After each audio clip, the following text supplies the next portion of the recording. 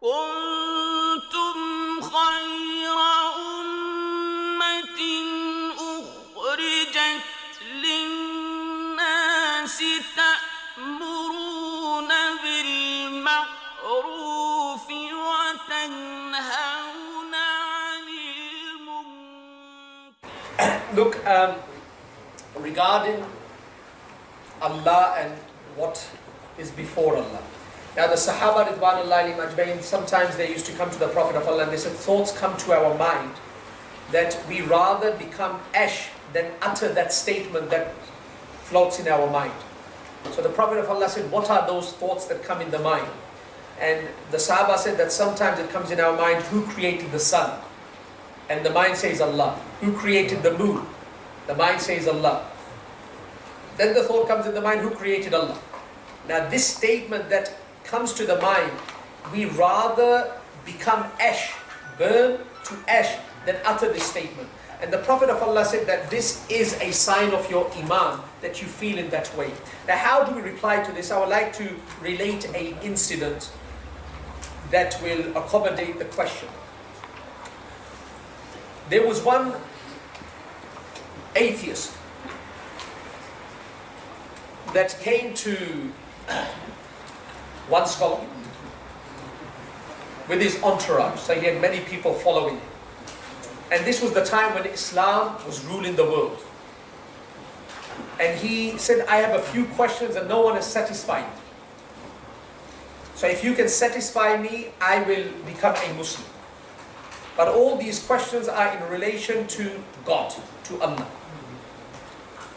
So the scholar said, all right, you come. So he came on his throne. They placed the throne on the ground and this person sat on the throne.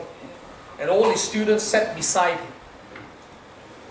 In that Muslim majlis, there was one young child by the name of Nu'man bin Thabit, who in the future was to become Imam Abu Hanifa. He was sitting there as well. And he was very bright, very intelligent. So he said to his teacher, teacher, can I reply to the questions? Without even listening to the questions. So the teacher was confident that this child can reply. So he said, right, you come forward. Now, the atheist was representing a very large group of people. And he was well respected in his community.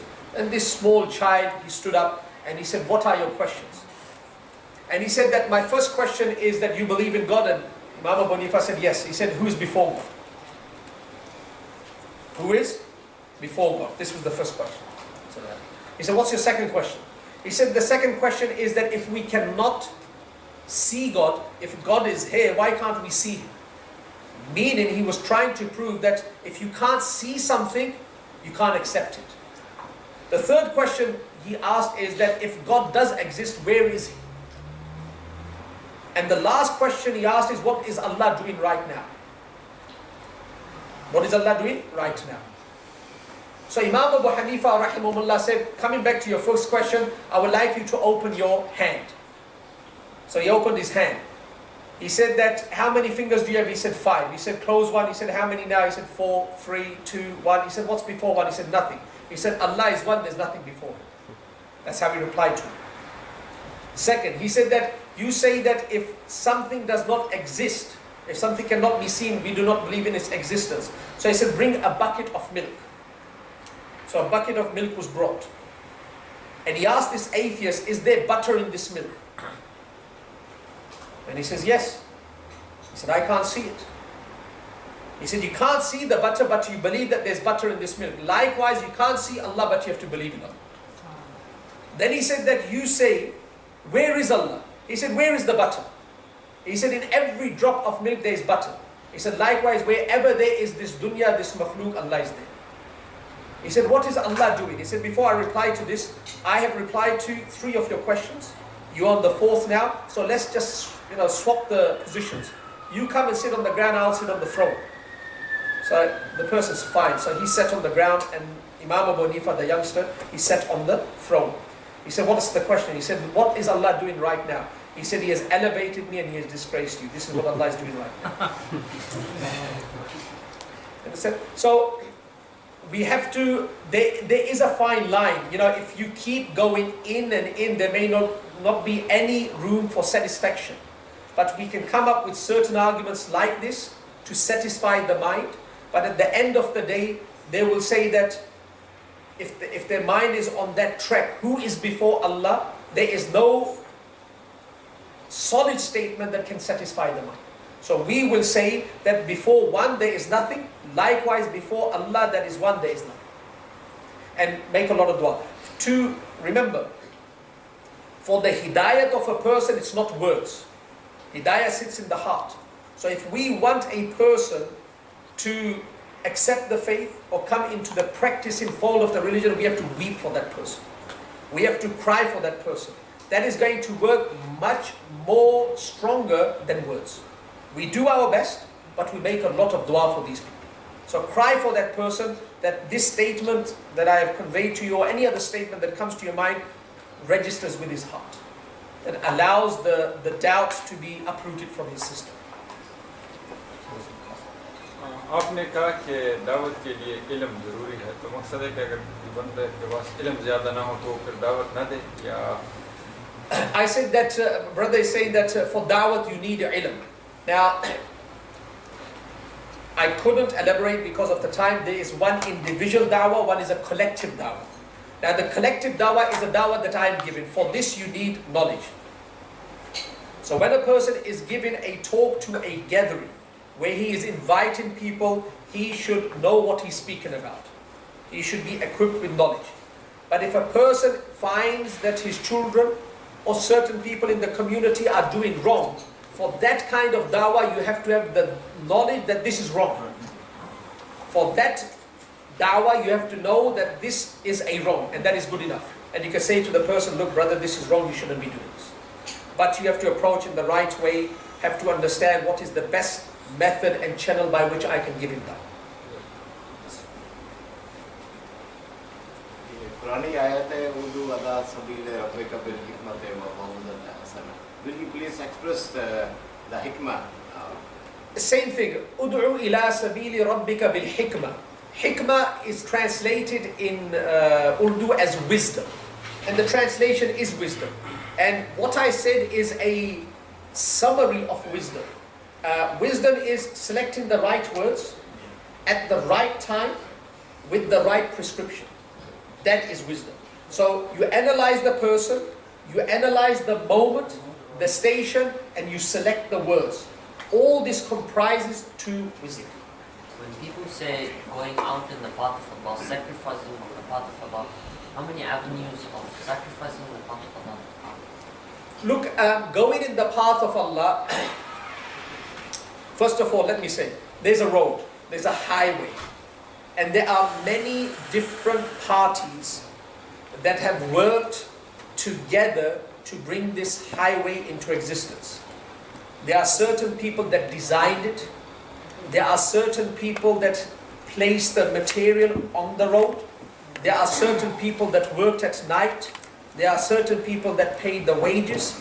Likewise, there's a highway that is known as Sirat al-Mustaqim, the right path, the path of da'wah. There are different groups from the Muslim community that have come together and worked. For example, there are some that work upon this path of da'wah through the Quran. There are some that work through the Islamic jurisprudence. There are some that work through the Islamic hadith. Yeah? So some collect the hadith, some work upon the philosophy of the hadith. So these are all lines of da'wah.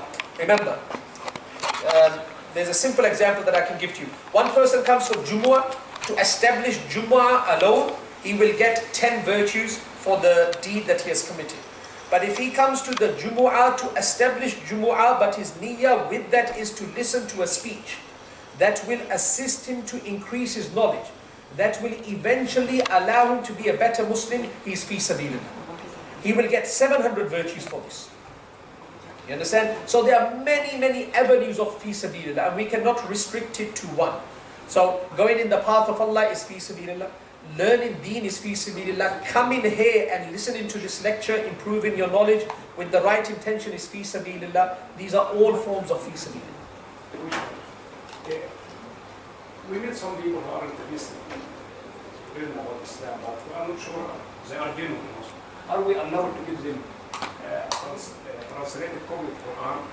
Yes, what the Muslim jurists have given a ruling that for children that are Muslims under age, they are allowed to touch the Quran without purity. It is not recommended, but they can. Because we want to teach them, so they should. But if they do touch the Quran without wudu, it is allowed. The same law applies to the kuffar. Now, if the non-Muslim that you give the Quran copy, as a hadiyah to study, if you know that he is going to respect it, you tell him that this is a holy book, and you know he's going to respect it, there's no problem giving it to him. And if you don't know if he's going to respect it or not, your duty is to inform him this is a holy book, and just give it to him. Now the duty lies upon him. Is it wise, if I know that person, he may change his mind, break his mind, can I recall him Holy Quran for him? If you think, we don't know when the mind can change. At a certain moment in life, we may think that he has given up on Islam. If we tell him to give the Quran back, there may be a certain stage in life where he will think about it again, but he doesn't have the Quran. Because the change is in a split moment in life. We don't know when that moment comes. So we shouldn't deprive him of the kitab. So leave the kitab with him with the intention that maybe Allah will open a window of hidayah for him. And at that time he will have the kitab. This will be the last question. How can we increase our iman and faith? We listen to these two sort of talk, we feel like very enthusiastic, we go back and do the same sort of routine. How can one keep on improving? Right. There are two things to increase your iman, with many other things, but I will highlight two. Number one is your suhbah. Number one is your suhbah, your gathering. Now, Hazrat Hanzala radiallahu ta'ala coming out and screaming that nafaka Hanzala, that Hazrat Hanzala has become a munafiq. And the first person he came across was Hazrat Abu Bakr Siddiq. And Hazrat Abu Bakr Siddiq said that, "Oh Hanzala, why are you making the statement that you have become a hypocrite?" And he said that when we are with the Prophet of Allah, we feel very, very strong spiritually. But we don't feel the same when we are outside with our family members. Hazrat Abu Bakr Siddiq said that, look, if that is the definition of hypocrisy, then there's no difference between you and me. I'm a hypocrite as well. So let's go to the Prophet of Allah and determine what is hypocrisy. And then the Prophet of Allah said that this is not hypocrisy. Being with me, if you were in that state and you could sustain that level of spirituality outside that you experience with me, you will start to see the angels descending. Now we know that the change of majlis, now the Sahaba, they used to move from the Prophet of Allah, go home. They weren't breaking the command of Allah at home. They were Sahaba. But because they were not in the presence of the Prophet of Allah, that spiritual level dropped. So the scholars have extracted from this, if we move from a good majlis to a bad majlis, what will be the impact? If the Sahaba found a difference when they used to go back home and place themselves in a noble gathering, depart from the most noble to a noble gathering, they used to feel a difference. What will be the impact upon us when we come out of a noble gathering and place ourselves in an evil gathering? So the first thing is the majlis. Try to find a company where you feel spiritually elevated, where they don't speak about dunya, they don't speak about women, they don't speak about businesses. Most of their talk is about deen, most of it. Try to find that kind of majlis. The second thing that you do is, and this is the best. A lot of people say, what should I do? Our scholars say, don't focus on what you should do, is what you should not do. Close every body part to haram. A lot of people say, I should read this, I should read this, I should pray nafal, I should pray sunnah, I should pray tahajjud. But they keep the windows of evil open at the same time. It's just like turning the air condition and opening the doors. You can have the most powerful air condition, but if you open the doors, it's not going to sustain the cool air. Likewise, to sustain the spirituality, we can't open the doors of our eyes to evil, because the ruhaniyat that we gathered through the majlis, through these talks, will exit from the eye. It will exit from the mouth. It will exit from the air. Whenever we commit the body part to any evil, from that body part, the ruhaniyat, the spirituality will exit. So try to use this body in accordance to the laws of Allah, close the doors of evil.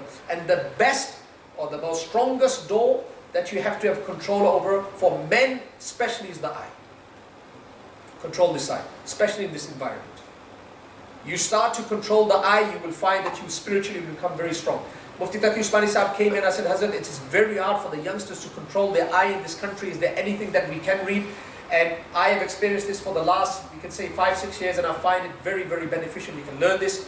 Whenever you are tempted to look at a place where you should not, at that time read this dua, Allahumma inna na'udhu bika min kha'inatil a'yun wa ma tukhfi sudur. And it means, oh Allah, I seek your protection from what? From the fraud of the eyes. From the fraud of the eyes. And what the breast conceals. خَائِنَةَ الْأَعْيُنِ وَمَا تُخْفِي الصُّدُورِ. Read this dua and you will find that you will start to get the power. Right? If the body looks healthy but there's poison inside, what happens? The person dies. This eye is a poisonous arrow from the quiver of the devil. The Prophet didn't say arrow, it's a poisonous arrow. So once it hits, the venom is injected in the body. And then venom is not restricted to one area. It passes through the entire body. So when a person looks, the venom passes through the entire body. And then the body reacts. When a person is injected with venom, he starts to react to the venom. Likewise, when the venom of the eye, of looking at bad, is injected in the body, then this body starts to generate haram.